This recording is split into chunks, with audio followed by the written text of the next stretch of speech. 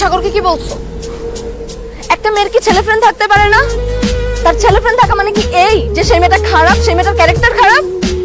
আরে মেয়ে বলে কি আমাদের কোনো স্বাধীনতা নাই? আমি নিজের ইচ্ছা মতন পোশাক পরতে পারবো না? আমরা পার্টিতে যেতে পারবো না? সমস্ত স্বাধীনতা কি একা ছেলেদের?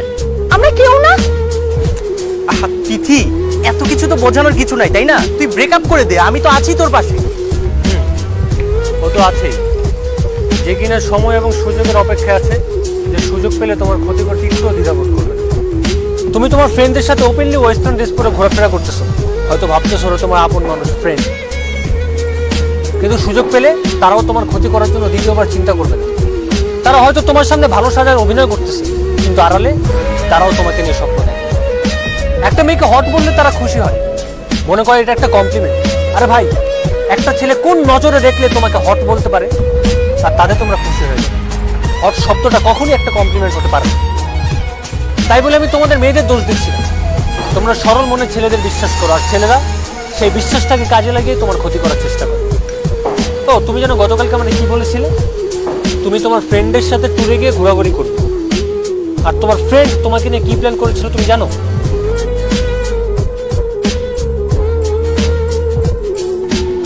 আর তুই এত প্যারা নিচ্ছিস কেন ভাই? কোনো সমস্যা নেই, আমি তোরে বললাম তো, আমি তিথিকে নিয়ে চলে আসতেছি। শোন, মালটার পিছনে অনেক দিন ঘুরছি, বুঝছিস? খুব কষ্ট করে ম্যানেজ করছি। অবশ্য এখনো আমার অন্ধের মতো বিশ্বাস করে। তো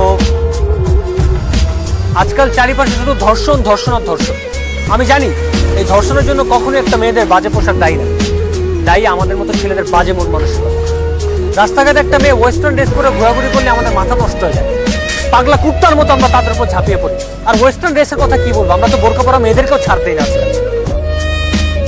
আমার কথা হচ্ছে মেয়েরা তাদের মন মতো পোশাক পরতেই পারে, কিন্তু ভাই সমাজটা তো ভালো, আর আমাদের ছেলেদের মন মানসিকতা তো আরো ভালো।